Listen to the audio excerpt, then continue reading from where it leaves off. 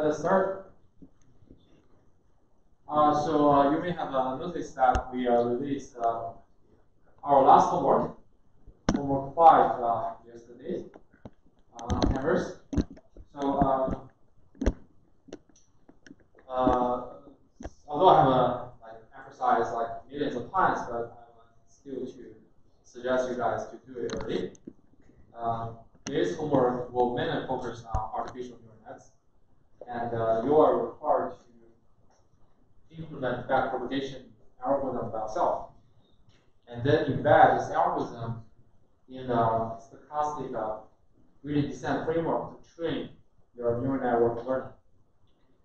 So if you have any problem, we have very concrete examples to illustrate this algorithm steps, but in case that you still have any problem in understanding the algorithm details or any problem with implementation, do not hesitate. Either post a question on campus or come to the office hour. And if you cannot join any office hour in the weekday, right? But if you still want to meet with me, and please send me an email. I will try to schedule another time to meet with you. But do not delay, right? Do not ask at the due date. Say I cannot get any help. And, there's no manual for instructions, so can I ask for an extension? So asking for help at the end of the day will get very limited help. So I'll suggest you to do it early. So any questions regarding the last homework? So as I expect, the most challenging part would be the implementation of the back propagation. That's why I suggest you guys to start early. Although the algorithm looks straightforward, right? If you turn your algorithm into some code and implement it, it's another thing. And maybe you have also noticed that we have a very big bonus problem in using TensorFlow to train neural network, 50 points. So it's bigger than any other bonus problem you have seen in the homeworks this semester. The reason is that I really want you guys to learn and master the TensorFlow. Although this is not obligatory, you can ignore this bonus points. That's fine. But if you're interested, please do that. Because if you search some jobs for related to machine learning or data science, and you put one line in a resume that you have experience in TensorFlow, that will be a big plus. And no matter if you're doing research in the future, so you want to apply some neural network, you will never need to implement some learning algorithm from scratch. You will always call some mature library. Can you use Keras? Keras is more low level. If you want to use that, yeah, you can use that and send notice to the TAs. But I'll tell you, Keras is harder to use than is much less user friendly than TensorFlow. Already explained it to us like a higher level abstraction. The Keras, you can consider Keras is some underlying engine to perform those graph computation and computational graph construction and propagation of the computation flow, right? And TensorFlow is built upon it. Okay, that's not what I interpreted from what you said. But that doesn't matter. If you want to use Keras, you can use that. But let the TAs know that. And, Did you say it was already posted? What? Did you say the homework assignment was already posted? Yeah, we were supposed to yesterday. I just looked and I didn't see it on there. You didn't see it? Oh, it's not under the assignment. Yeah. Oh, it's not. They only upload the file. Yeah, upload the file. Yeah. Oh, I think they made a mistake. So here, can you create the assignment right now? I sent you the assignments yesterday. don't just upload files. Any other question?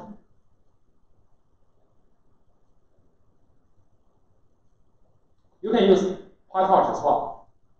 I know someone may also heard of the PyTorch. It's another Python interface for deep learning library. You're more than welcome to do that, but just let TAs know that.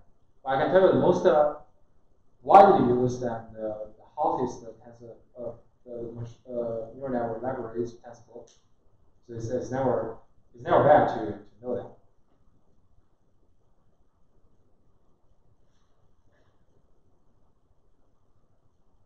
Any question?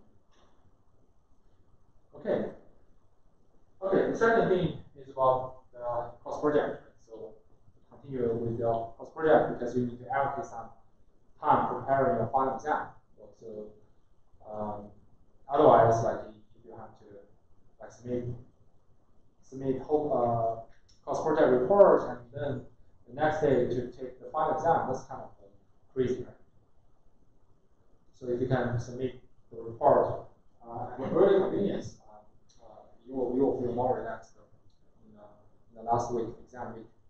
And don't write too long report. Your grade is not proportional to the length of the report. So only check whether you have enough results. Okay. Let us wrap up with neural networks. So I will spend about 10 minutes to give you some practical suggestions about using neural networks. So whenever you use neural networks for your own problems, keep in mind those practical concerns. Don't be harmed by these problems. So yeah, this is the last topic of our neural network. So the practical concerns are mainly in three aspects. First, you need to be aware of some bizarre behaviors of stochastic gradient descent and keep it in mind. And second thing is that because neural network is so complicated, so powerful, it is very easy to get overfitting. So in practice, whenever you how do you debug in neural network, I can share with you some experience. You will first observe some overfitting, typical overfitting phenomenon. That means okay, you are doing it right way, and then you're considering how to alleviate this overfitting, get rid of this overfitting. If you train a neural network at the beginning, you cannot see any overfitting problem, then it's very possible that your neural network, your training of neural network is wrong. That's some common experience. And third is about the selection of the identification of the architecture for neural network. So the depth, the width, how do we select them? So of course, identification of the neural network architecture is also trying to prevent overfitting. This is one way to prevent overfitting. So let us first look at the stochastic gradient descent. So stochastic gradient descent is actually the state-of-the-art method to train neural network. So although you can use, given an objective function, you can use arbitrary optimization algorithms to train that. But it turns out that stochastic gradient descent performs better than, on average, performs better than deterministic optimization algorithm like LPFGS,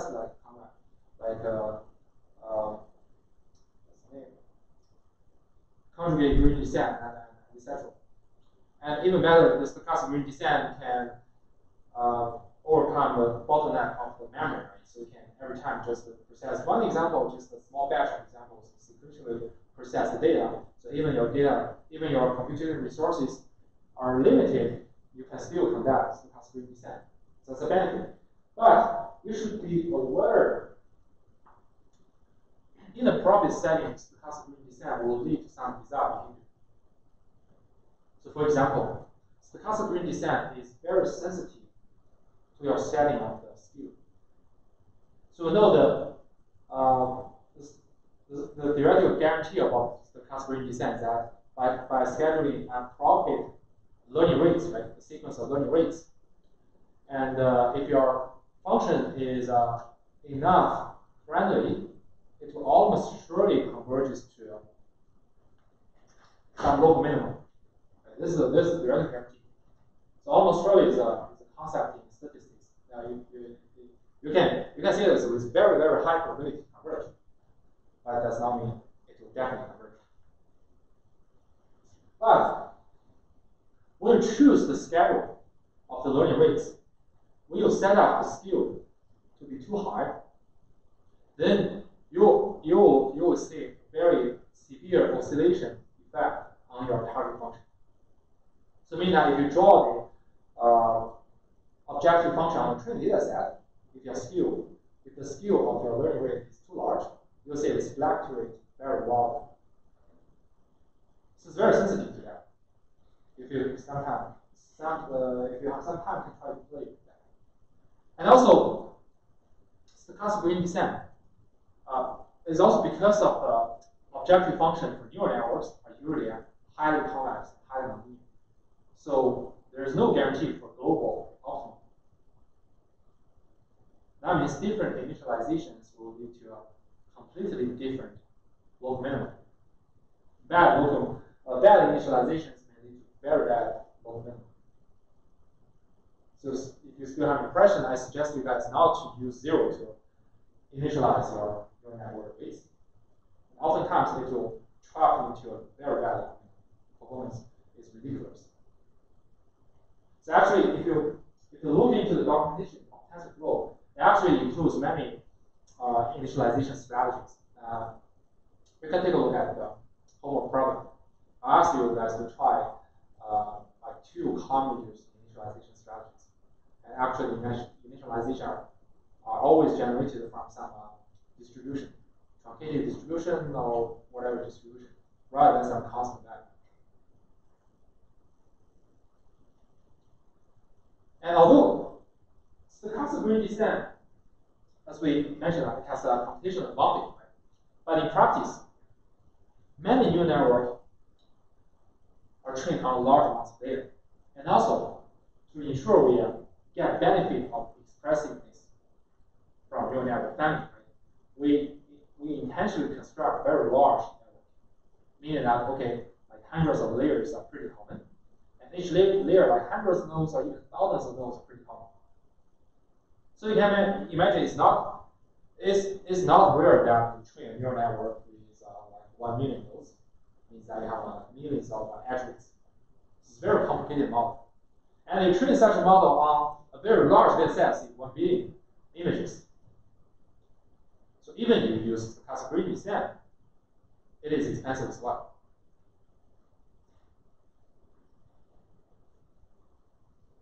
So also, to sufficiently train a neural network, you'll just go through the data with 1 pass won't be sufficient.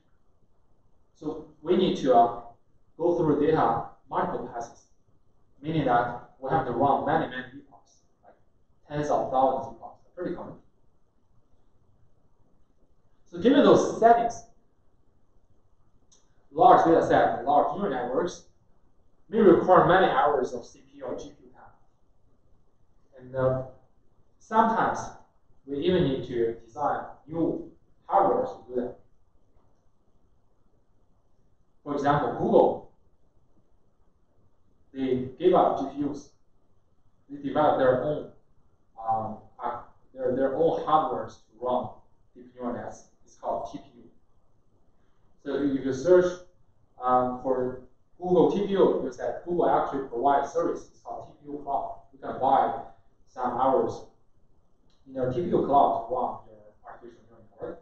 And it is claimed that like magnitudes of orders faster than the state of our GPUs. And also, if you look at your iPhone, the newer version of iPhone, they have their own chips doing the neural network computation, plugging yourself. So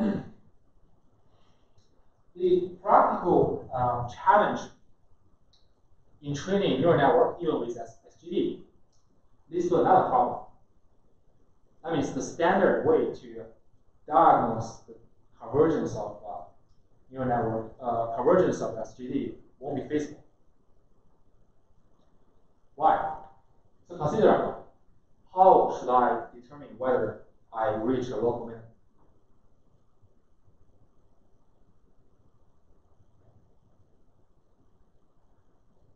Any idea? Normally evaluate the entire training set, its error, and track that error over time. Yeah, that's one way, right? But what is the most straightforward?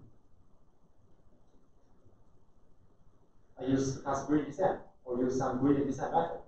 How do I test whether I have arrived at local minimum?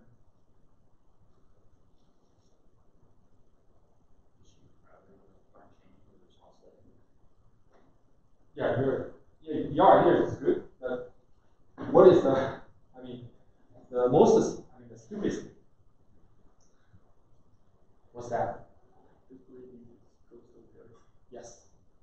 Just compute the gradient. Let's see whether the gradient is close to 0, right?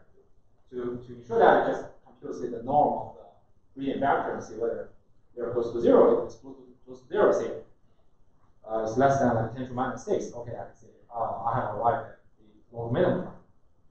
But now, with this large-scale artificial neural network and large-scale data set, go through the entire data set to compute the full gradient will be very, very expensive. Right? So we cannot use that as our termination condition.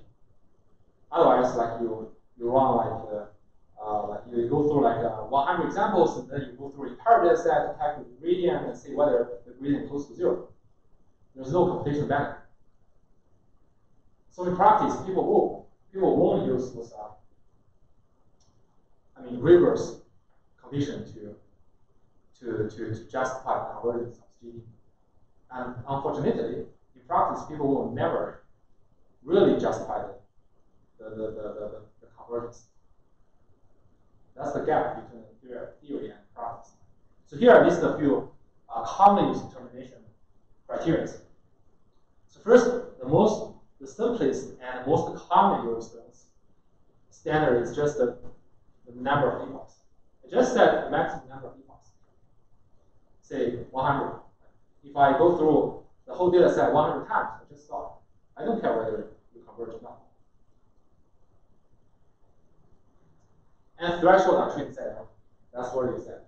But we won't compute the training set error very frequently. That will be very expensive. Because if you want to compute the training error, you have to go through the entire data set as well. So in most cases, just combine the number of epochs and threshold training set error together. For example, I just want like 10 epochs and then test the training error. And also, based upon that, you may test whether there is no decrease in the error. And also, another popular way is to sample a small validation set. So I do not train our model on validation data set. And validation data set is not our test data set. I just use validation data set to monitor the performance of the current neural network. Because the size of validation data set is very small, right? So I can just run every few batches of examples with SGD and then test the performance on the validation data set. If the performance, the prediction accuracy on the validation data set tends to be stable, I just stop. So these are a set of common use determination criteria. So in your implementation, you can choose them as well. Any question? Okay. And also, as we just mentioned, right? So stochastic gradient descent for neural network won't guarantee any local minimum. Right? So what if we happen to meet some bad local minimum? How can we avoid this with largest chance? We can use a similar idea to ensemble. We just do several trials with different random initial weights. And then when we do the prediction, we can either use like choose majority, vote, or take the average. It's very similar to the bagging strategy as we discussed before. So those are about the training neural network with stochastic descent. And second concern we should take into account is how to prevent overfitting. So as we just mentioned, because of the large skewed data set, if you just run a few epochs on the data set, your neural network cannot be sufficient trained. However, if you run too many epochs over the data set, you're gonna have a risk to overfit data. So it's kind of a trade-off. You can, if your epoch is too small, you underfit data. If your epochs are too large, it overfits data. Then an important question is that how can we select the best trade-off, best number of epochs? We can treat the number of epochs as some hyperparameter, right? And then we can keep a holdout validation data set to test accuracy after every epoch. And then when the performance on the validation data set begins to drop, you can stop number of epochs. That's a common used method. But if you use the validation data set, you actually lose some training set. I don't want to lose this training set. I want to utilize all kinds of information in hand. Then what should we do?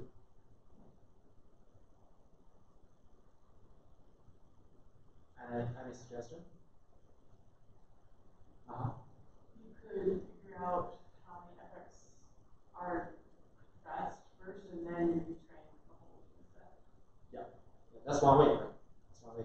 And do you have another strategy that uses the idea we mentioned before?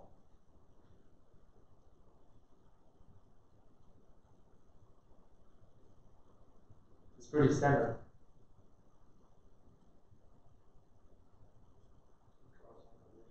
Yeah. So basically the idea is the same, right? So if you use actual validation data set, then you need to choose quite large samples of the validation examples, right, to ensure the performance on the validation data set can reflect the generalization performance. And now, if you can use cross-validation, you can separate data into many folds. And then you'll repeatedly go through each fold with that as our test set and training on the mini set. And then you can select the number of epochs with even more robust estimation of the generalization performance. So basically, you treat the number of epochs as some hyperparameter and use the standard way to select hyperparameter. One way is the cross-validation. Of course, you can use held out data set as well. Any questions so far? Okay. So in addition to like using those kind of hyperparameter selection trick, so recently there is another famous trick to avoid overfitting during training. Meaning you do not need to run many different choices of the epochs. Instead, when I train them, I try to prevent overfitting. This trick is called dropout. So it was proposed quite recently. It's a famous trick. Was invented by Jack Hinton. He was the godfather in this area. And when he invented this trick, people don't know why it works, but it just works. It's kind of weird and odd trick, but it just works.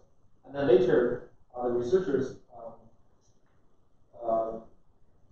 wrote many papers trying to trying to explain why it works and trying to put it into different frameworks and explain. So let us look at what is dropout. So basically, it says during the training, in each step, it just randomly preempt a portion of the units. That means, okay, so this is one hidden layer, right? When I do the backpropagation, I want to update the address, right, and according to their gradient, right?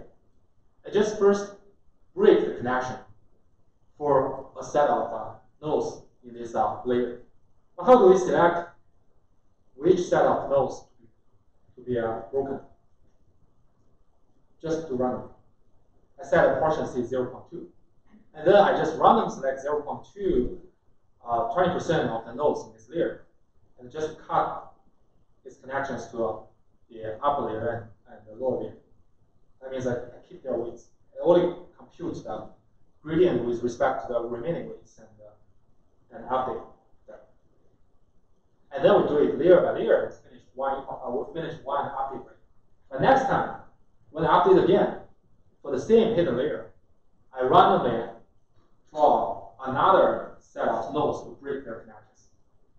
Every update, you just assemble a different set of nodes to throw them out. This is called dropout.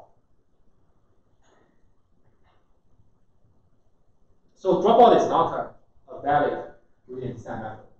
It's not valid. It's the custom descent method. Although right now there is some elegant interpretation of dropout. In practice, dropout tends to avoid overfitting. And people found that this effect is roughly similar to some model averaging effect. Why? Because you can imagine that during the prediction, you're trying to average the prediction from many versions of the network. Each version of the network has just a partial weights activity. So that's the basic idea. Any question? Okay. So the final concern is about how do you select the architecture of your neural network. Namely, how do you determine the layers, the number of layers in your neural network, and how do you determine the number of nodes in each layer. So, in general, if you just use too few hidden units, hidden nodes here, it will prevent your network from adequately fitting the data and learning the concept, meaning that you will underfit data. If your network is too shallow, the number of nodes in each network is too small, meaning that too shallow and too narrow. In the neural network tends to underfit data. But if your neural network is too deep and too wide, it will overfit data. So in many applications, it's critical to determine the best architecture of the neural network. So you can treat this number of hidden units and number of hidden units, number of layers as another hyperparameters, and use cross validation to select them.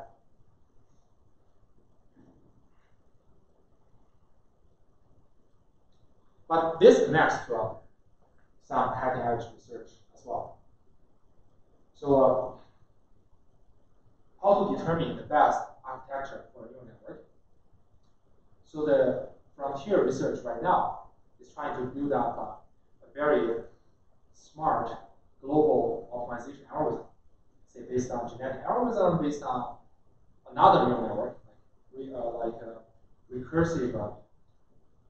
recurrent neural networks, and use reinforcement learning framework to search for the best architecture. So Google has built up their own system to search for the best architecture. It's called AutoML. So if you are interested, you can select this. And not only Google, almost all the known famous internet companies like Facebook and like Alibaba, they publish their own AutoML library as well. It's a very hot topic.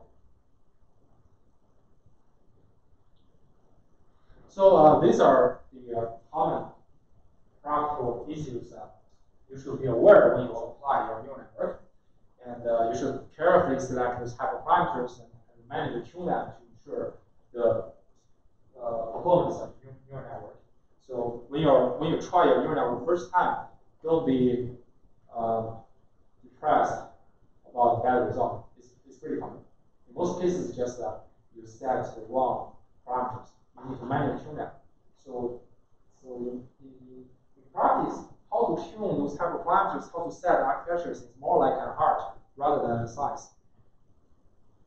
So good practitioners or good engineering in neural networks, you have to gain a lot of experience to tune them. So up to now, regarding neural network, what we have seen include the definition of neural network. Right? So neural network is basically a structure of multiple layers, and each layer are set of hidden units. Right? Hidden units are connected layer by layer. So in the layer or hidden layers is a representation of the new data. You can consider from the input layer, the input data, right? We do some nonlinear transformation, and to get the second layer, we get one level representation, right? And then I do another nonlinear transformation and to get another representation, and until we reach the output layer. So sometimes learning with neural networks is also called learning representation. People, when they claim that why neural network is so powerful, people say, okay, people always say, okay, neural network has very good representation power.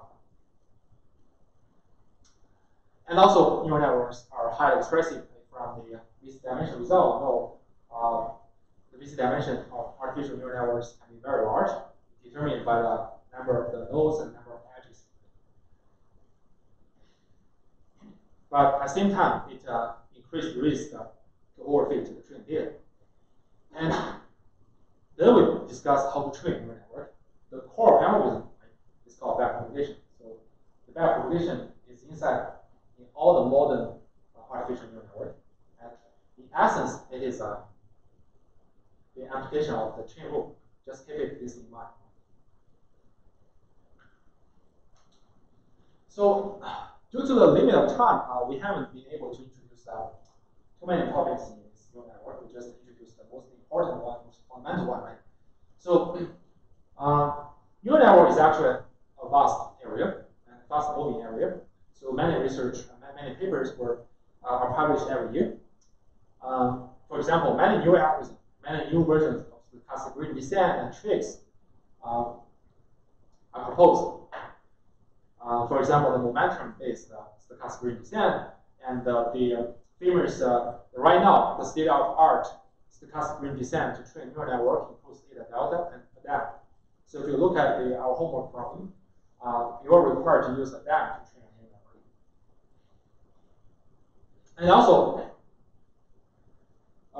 there are a variety of different types of neural network determined by their architectures. So what we have seen so far is just a fully connected feed-forward neural network. That's the most commonly used one, but there are also other famous ones. For example, the restricted Boltzmann machines. They have some probabilistic interpretation and has a strong connection to physics. And autoencoders. Autoencoders is not like training a classifier or training a predictor. It's actually unsupervised.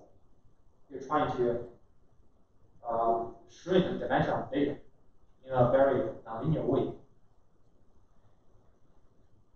Convolution neural network. Convolution neural network are usually applied to images. And although the original motivation for convolution neural network is to reduce the computation, just to reduce computation of the fully connected network, it turns out to be very effective on image-related applications. And the inventor for convolution neural network was awarded the Turing Award this year. If you're very interested, if you're curious, you can take a look at his profiles. And also some time-dependent neural networks, like recurrent universe, and LSTM, long short-term memory. So if I've heard some news that people are trying to use artificial intelligence to beat human beings in playing computer games like Star Wars. So the fundamental model they're used are recurrent neural networks. Okay, any questions so far regarding artificial neural network?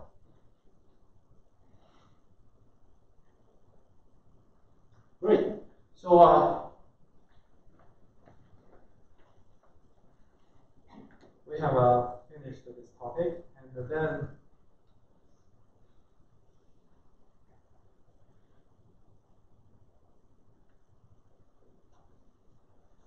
we're gonna enter the last topic. Another branch of machine learning area is called Bayesian learning, probabilistic learning. So, what is Bayesian learning? Or what is probabilistic learning? Let us first look at the big picture. In terms of learning principle, meaning that how do we construct an objective function and to learn our learning model, we have seen two kinds of strategies. Right? The first one is called mystic-driven learning. The typical example is perception. Remember, what is perception? What is the mechanism of perception? You just go through the training data set and update only when you make wrong prediction. Otherwise, I do not update model parameters. It's called lazy updating. And we can bound the number of mistakes in perception. And the second way is called pack probability. Right? So it's a probabilistic framework to estimate how well the learned model will predict the future on same examples. And based on pack probability, we have derived a formulation for simple back machines. Right? We have shown that why the maximum margin principle can lead to a better generalization error bound. And based on those frameworks, various learning algorithms are proposed and can be analyzed. So in all cases, those algorithms are trying to find a function that produces a label y for given input x. So we're trying to learn a function or learn a method, right? Given some input from the input space and then give the output from the output space. So this is essentially to learn a method. This is in general what we have seen so far. So then what is Bayesian learning? How does Bayesian learning relate to those principles? So Bayesian learning provides you another perspective to view the learning procedure. So basically it assumes that, okay, I'm now trying to work out our objective function as some loss function and some regularizer to improve the generalization error bound. Instead, I assume the searching procedure, the identification procedure is a probabilistic modeling procedure. There is a sampling procedure to generate the hypothesis, and from the hypothesis to generate observation. Then my task is that, given the data, can I inference reversely the original hypothesis which leads to the data? That's the idea of the Bayesian use. So it's based on the basic rule and basic framework, and that's what we'll discuss right now. So there are various Bayesian learning algorithms as well, and I can tell you almost all the non-Bayesian model has a Bayesian version. So Bayesian version is kind of like a universal method. You can always put a prior on that and give the likelihood corresponds to your own loss function, and you find some equivalence or strong connection. And we're going to introduce the very widely used method called logistic regression. It's a typical Bayesian learning approach. Naive Bayes is not a method, but we'll see whether we have time to cover it. So first, we'll introduce what is concept Bayesian learning, what's the definition of Bayesian learning, and then, given the Bayesian learning framework, how can we conduct model estimation? We'll introduce two types of estimations. One is called the maximum a posterior estimation, briefly abbreviated as MAP estimation. Another is called maximum likelihood estimation. So the definition of those estimations are exactly the same as you have seen in the statistics course. And then I will introduce two examples of maximum likelihood estimation. So first, let us look at what is Bayesian learning. What is so basically, for Bayesian learning, we have two notions to define it. So first, we put this Bayesian learning in the same framework as what we have seen before. That is, we're trying to learn, we still try to learn a function from the input space to the output space, but we restrict the output space is just between 0 and 1. So the output of your learned function must be between 0 and 1. Then we can explain this output as some probability that your label is 1. For example, giving you an input example, and then my output is 0.6. Then I conclude that I have a 0.6 chance to label the data example to be 1. If you make a decision, then I just label it 1. If my output is 0.2, right? I say, okay, there's only 0.2 chance that your label is 1, then I label it 0.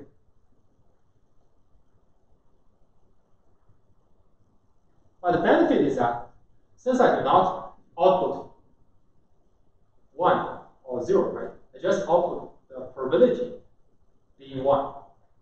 You have actual information. You have actual confidence about your prediction. And also you have the flexibility to choose the threshold. You can choose, okay, if it is bigger than 0.5, then I give the label 1. Or you can choose like more aggressive threshold like 0.7 or 0.8. That depends on your application. But you have this flexibility.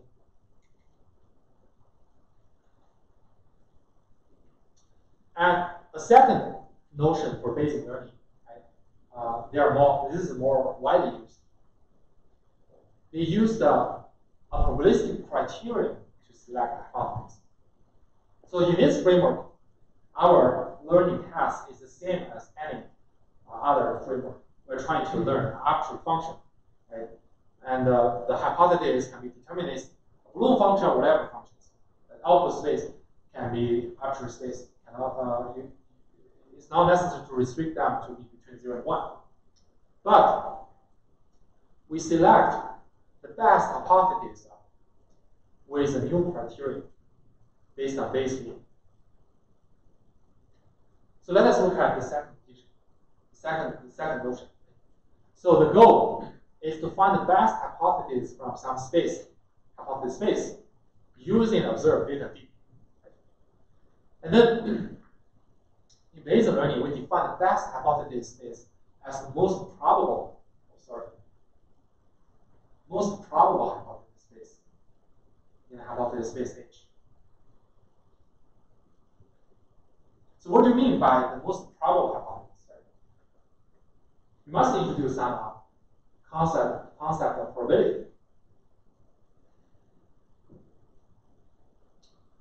Then to find the most probable hypothesis in the whole space, we need to first assume a probability distribution over the whole hypothesis space H, right? So different hypotheses may have different probability to be the truth.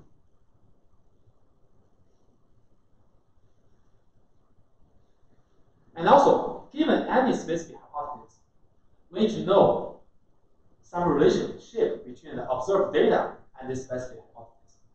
More specifically, we need to know, given this hypothesis, how likely this observed data are generated.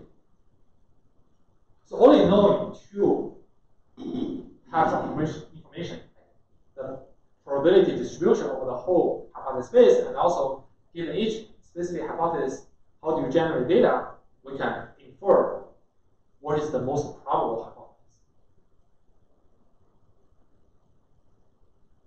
Any question? So it may feel a little abstract, but it's really straightforward. So let us proceed. Right? So here are a set of benefits of. So these are just some very general level description, and we'll see the detail later, right? So in general, Bayesian learning or Bayesian methods have multiple benefits, although they have to incorporate more assumptions. So first, it provides interpretable learning algorithms. Why is it interpretable? Because I put assumptions. I put assumptions about my prior beliefs on the entire hypothesis space, and also put assumption on the generating procedure given the hypothesis for the observed data. And then your inference procedure is transparent, and you know why you end up with this hypothesis. And then it can combine prior knowledge with observed data. The prior knowledge is encoded in your assumption of the probability over the entire hypothesis space. And we'll talk about this point later. And also it provides some conceptual framework and for evaluating other learners. Why? Because suppose you have a set of learners, you have 10 learners, 10 different models. I want to say which model is better. You can put it in Bayesian framework as well. You can first assign some prior distribution over different learners. And then given different learners, you have a different performance on real data, right? Then from the test data's performance, you can reverse infer which model is most important using Bayesian framework. So the same philosophy. And also it provides tools for analyzing the learning behaviors. So there's a branch in computational learning theory, it's called PAC Bayesian. So to say how Bayesian learning is conducted, we need to look at what is Bayes' theorem. So this is a Bayes rule. This is a fundamental principle for statistics. Everybody should be familiar with that. So basically it says the conditional probability of y given x can be computed as the probability of y multiplying p of x given y. So it's kind of reverse conditional probability divided by the marginal probability of x. That's called Bayes' rule. Everyone is comfortable with this, right? So you have seen this before, right? So this is essentially short for some events. So basically it says, okay, for any arbitrary x and y, the conditional probability of the random variable y taking its specific value, y, given the random variable x taking this value small x is this. Right? So hope you're not confused by the notion here. And then let us look at how this Bayes rule reflects, what this Bayes rule reflects in our learning procedure. So first, in computing this conditional probability of y given x, we need first to compute the marginal probability of y. So the marginal probability y is often referred to as the prior probability. That is, what is our belief in y before we see x? If you consider x as our observed data, and y is some interested model parameters. So P of y actually encodes our prior beliefs about the values of y before we see the observation x. So this is called prior. And then P of x given y is called likelihood. That is, what is the likelihood of observing this data x by given some specific y. And then this conditional probability, P of y given x, is referred to as posterior probability. That means what is reversely the probability of y given the x is observed. So you can see it provides an inference framework, right? Before I say the data, I have some prior beliefs or the interested models, parameters, hypotheses, P of y, right? And then when I observe some data, I can compute the likelihood for any specific model parameters y, how likely the data are generated. By combining the prior and the likelihood, we can compute the posterior beliefs or posterior probability. So what is likely? Some specific y is the ground truth given observation x. this is the idea. Right? So basically, the Bayes theorem tells us that the posterior probability is proportional to the prior multiplied with likelihood. This is a key observation from this Bayes rule. So now, let us just briefly review those facts, right, which we haven't done in our homework 0. Let's just quickly go through it. So product rule, what is product rule? So the probability of the intersection of two events A and B is the joint probability of A and B. And is the P of B multiplying with P of A given B equals to a probability P of A multiplied with probability of B given A. And the sum rule. The probability of the union of two events A and B is their summation, the summation of their marginal probability is subtracted by their joint probabilities. And if two events A and B are independent, that means their joint probability is equal to the product of their respective marginal probabilities. And equivalently, that means the conditional probability is equal to the marginal probability. So this is just the basic facts. And this result can be extended to the theorem for the total probability. So I just skip it, and you can read the slides for reference. So now let us look at how we use Bayes rule to determine the best hypothesis in the Bayesian learning framework.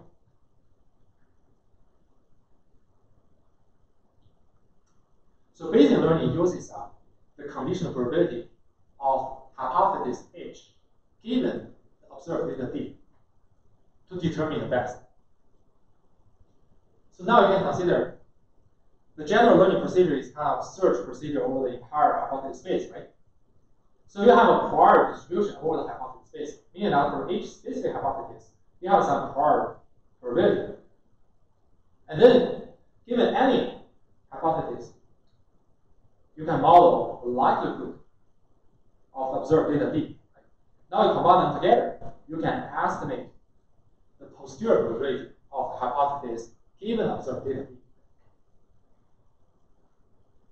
And then Bayesian learning uses this posterior probability distribution to choose the best one, namely the one which has the largest posterior probability.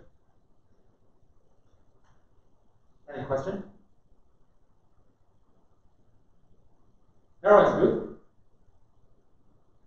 Okay.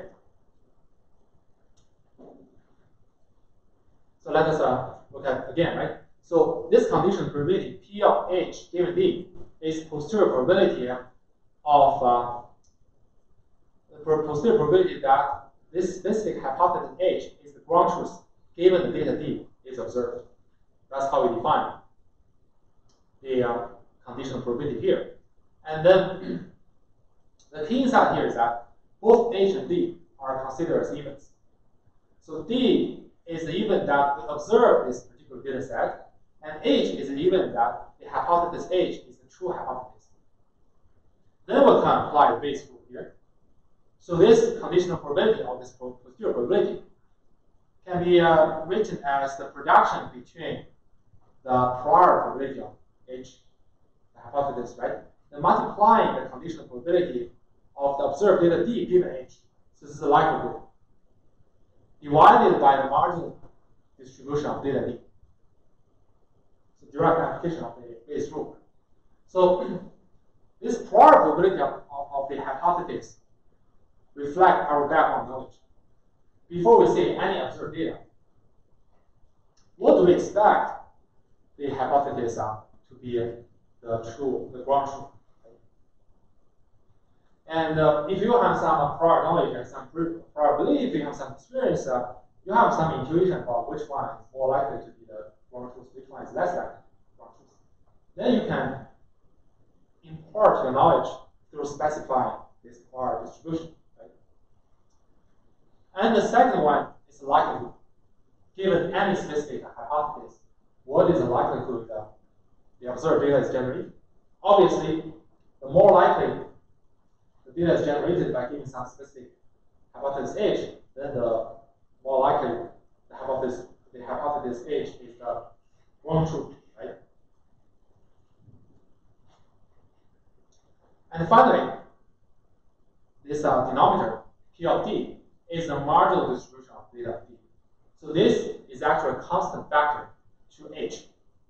In other words, you can imagine this probability, this marginal probability has already integrated all the effects of the hypothesis. So it's just constant. So this is the general introduction of Bayesian learning. So any question regarding this general level concept? Everyone is good? We're just feeling like reviewing your business statistics. Okay, that's great. Yeah. So now let us look at given this framework, how can we obtain the estimation of your model parameters? So generally, the popular methods include maximum A posterior estimation, the map estimation, and maximum likelihood estimation, and we'll say there are strong connections here. So first, let us look at what is the map estimation, maximum A posterior estimation. So it's just like what the literally says. I just want to find out a hypothesis which has the largest probability, largest posterior probability. So what is the? So we are trying to find the hypothesis which has the largest probability of H given observed data D. Now let us look at how can we find this map estimation. According to the Bayes rule, this posterior probability can be written as this. Right? Prior multiplying with the likelihood divided by the marginal distribution of data. As we just mentioned, this marginal distribution is independent of H. It has nothing to do with H. I will just throw it out. It doesn't matter. It doesn't affect the optimization result. So equivalently, we can find the map estimation by maximizing the product between the prior and the conditional, the likelihood, right?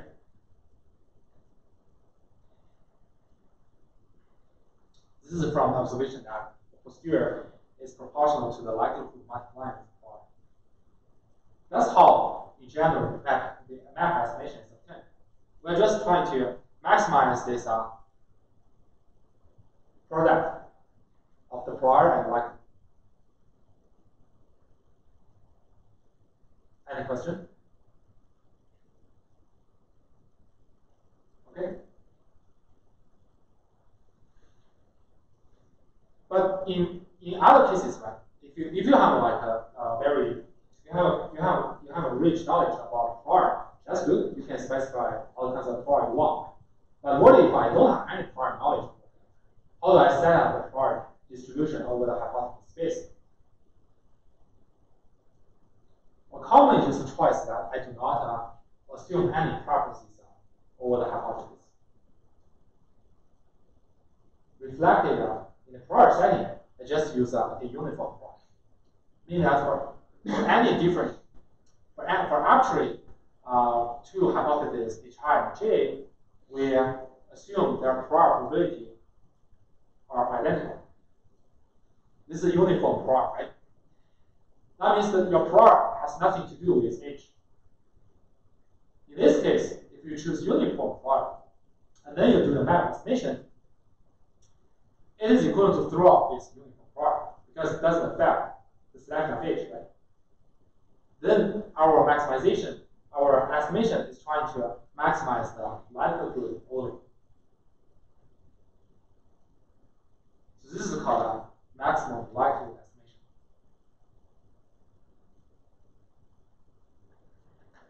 It is consistent with the definition in statistics.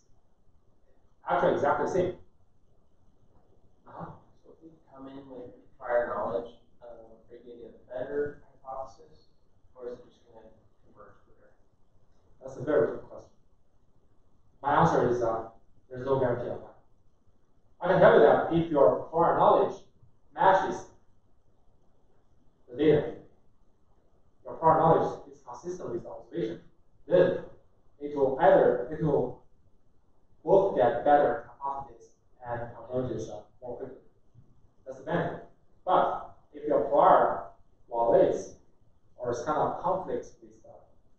with the data, with the observation, then it could be harmful. But the benefit of this framework is that you have the flexibility to do that. You have the choice to do it. If you believe your beliefs are correct, you just try it. You provide a framework to do that. But if your belief is wrong, then you can just throw it and you return to the maximum likelihood estimation. That's one kind of philosophy of Bayesian. There's no right models. There's only a problem models.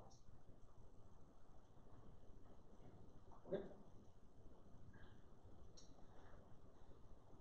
So you should be aware of the difference in connection between the map estimation and maximum likelihood estimation. So basically, maximum likelihood estimation does not care about the effect of the prior. We just maximize the likelihood. We just find out the hypothesis which can make the data to be most likely to be generated. But for map estimation, you need to account for the prior effect because you need to maximize the product of the prior and data likelihood. But if you choose the prior to be uniform, then map estimation is the same as the maximum likelihood estimation. In practice, we will further take logarithm over this for the computation. That's just for convenience. So these are about the map estimation and maximum likelihood estimation. So then let us look at two examples of maximum likelihood estimation. And then when we discuss the logistic regression, we will introduce how we incorporate how we obtain some map estimation. So we'll look at two examples for maximum likelihood estimation. One is called Bernoulli-Charles, and the other is called normal distribution. So again, this is the maximum likelihood estimation. You're trying to find out a hypothesis which maximizes the data likelihood. And we need to define the hypothesis space H, right? And also, we need to define, given any specific hypothesis given in space H, how likely the data D is generated. That is the conditional probability, P of D given H. So let us look at the first example, the Bernoulli-Charles. So here is the scenario, the story. So suppose there is a CEO of a startup wants to hire you as your first consulting job, and CEO says, okay, my company makes light bulbs, and I need to know what is the probability they are faulty, it doesn't work. And you respond, sure, I can help you. The first question is that, are they all identical? And CEO says, of course, right? I want to ensure the uniform quality, right? And you say, okay, excellent. I know how to help. And then we need to do the experiment. And what kind of experiment do we do?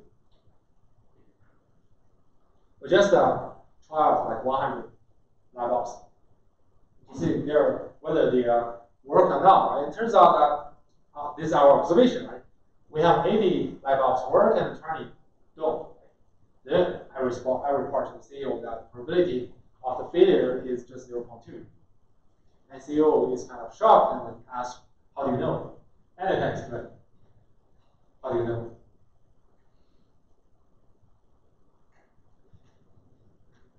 Intuitively, 0.2, right?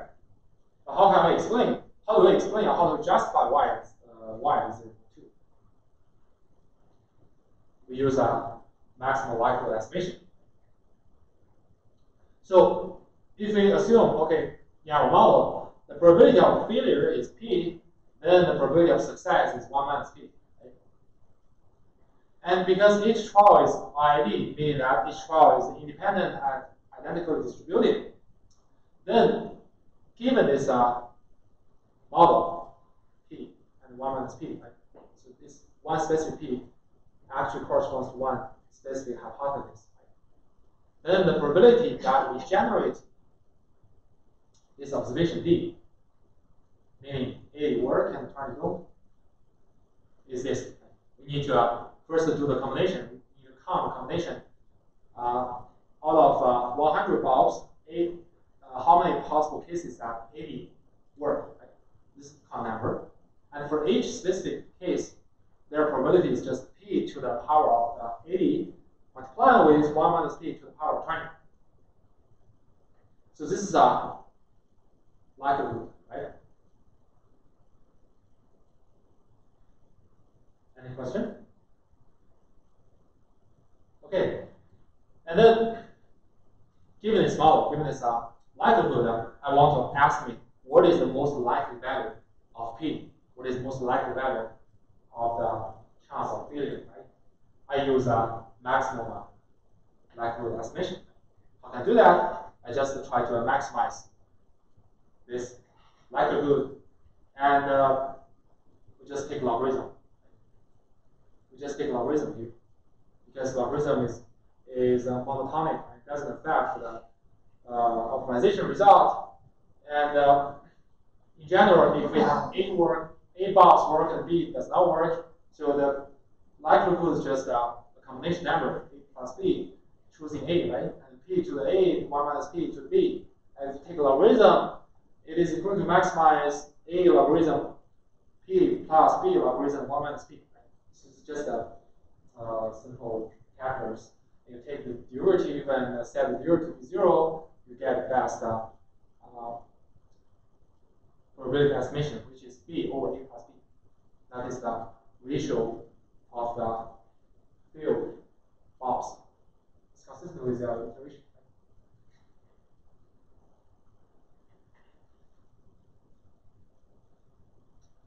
And be aware, this model assumes Bernoulli, meaning that we use Bernoulli distribution. Actually, it's multiple trials of Bernoulli distribution to model the likelihood. But in practice, you can choose whatever likelihood you want, as long as it is reasonable. So this is our first example. So let us look at another example. So for this example, for the Bob example, our observation is kind of discrete values. Binary 1, 0, 1, 0, 1, 0. That's the observation. So what if our observation is kind of continuous data? Then we assume our hypothesis space consists of real value functions. The input is some big-dimensional vectors, and output is some real number. Then to conduct the training, we first assume a sampling procedure or probabilistic procedure to get data. That's very important. That's different from all other kinds of learning procedures, or all other kinds of learning principles. So we assume, okay, first the input example xi is drawn randomly from some distribution. And then there is a true function f is applied for xi to get the true label fxi. But we usually are not able to observe the true label, the true output. The observation are usually corrupted by some noises, say EI. That's commonly used assumption. And then that means your observed output yi is drawn independently according to some unknown Gaussian distribution with zero mean.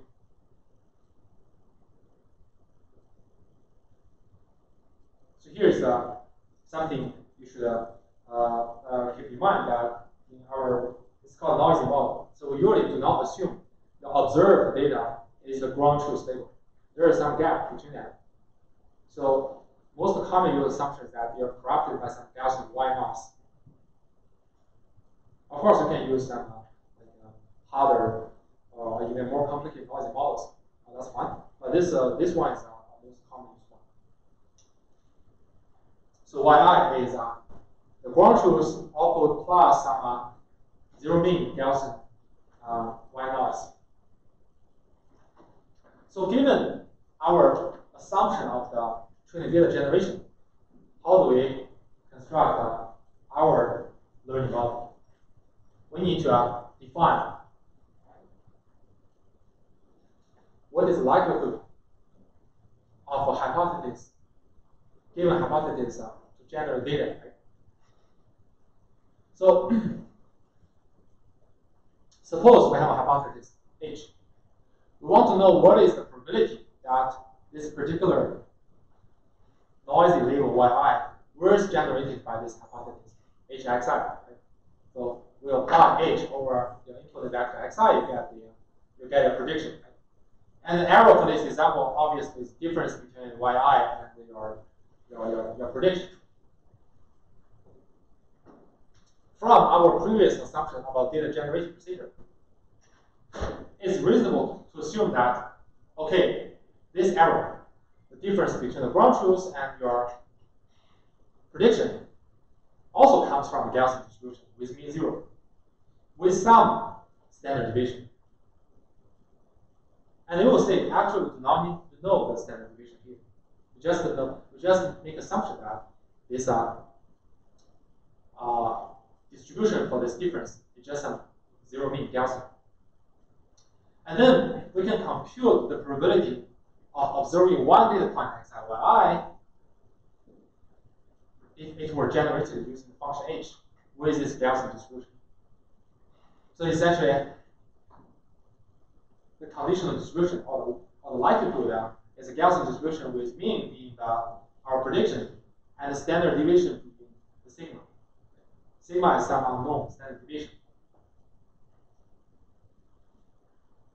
And this is just a one probability, right? Probability for one example. So now if you have a set of data points, and assume this data set, the data points in this data set is IID, independent identically distributed, then you can compute the likelihood for the whole data by multiplying the conditional probability of each yi xi in h, which is the production of all those Gaussian distributions. And then to perform the maximum likelihood estimation, we just maximize this likelihood, the production of all the conditional probabilities over each training example, right? And if you just plug in this Gaussian distribution here, you say, okay, this is just a multiplication of set of Gaussian distribution, and then when we maximize this, we take a logarithm. So now you say, why is this useful, right? Take a logarithm is useful because it is hard to take the derivative over a set of over a product of multiple terms, right? So you just take a logarithm, and to simplify it, it becomes a summation over this term. So now you can see the summand is a logarithm of this term minus the square difference between yi and prediction over this two sigma square. Sigma square are unknown, but do we really need to care about sigma square? Sigma square is some kind of constant, right? But the optimization of h has nothing to do with sigma square. So we can just throw it out. We can throw this out and throw this out.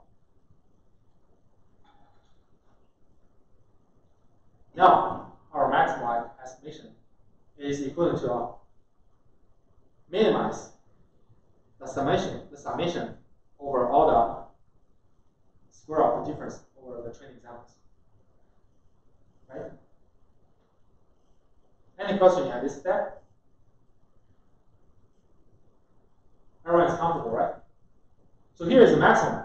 So we have to maximize this negative summation, right? So it's going to minimize this summation.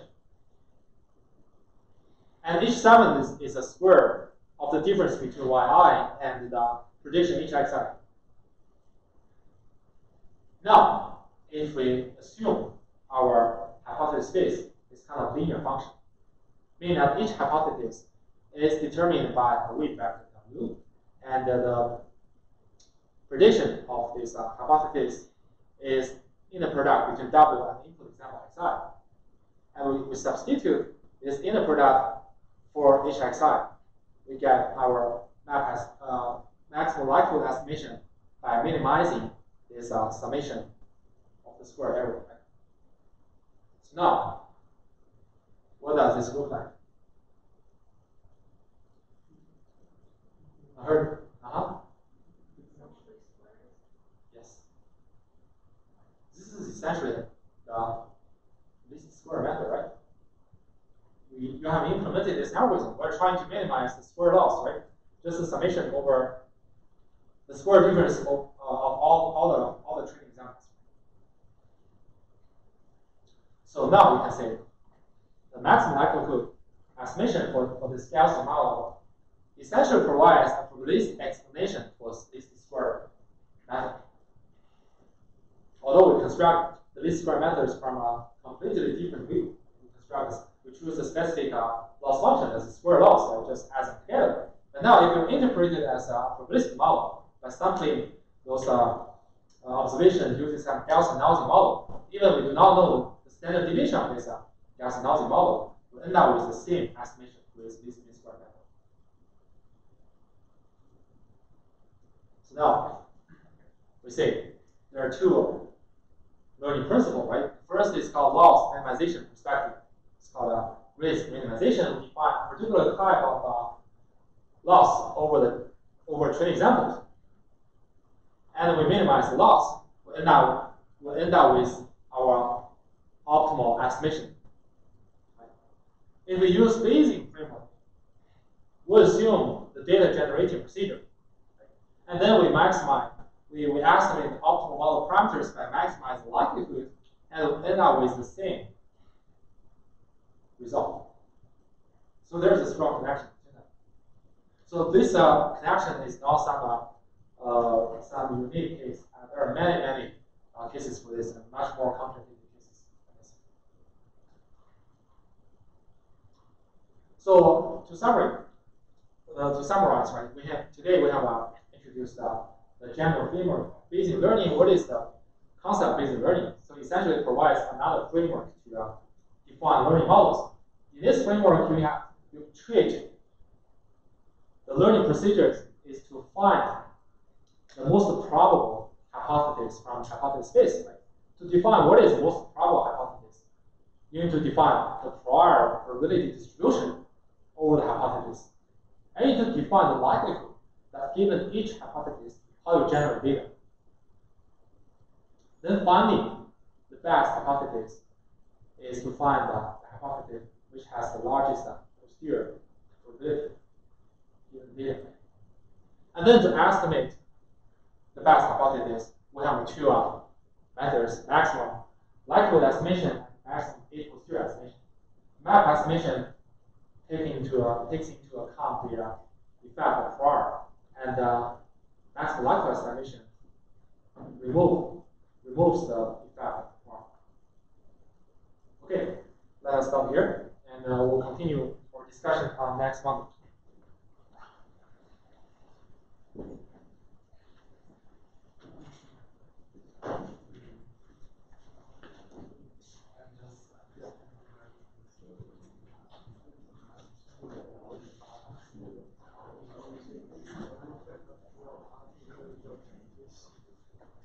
Purchase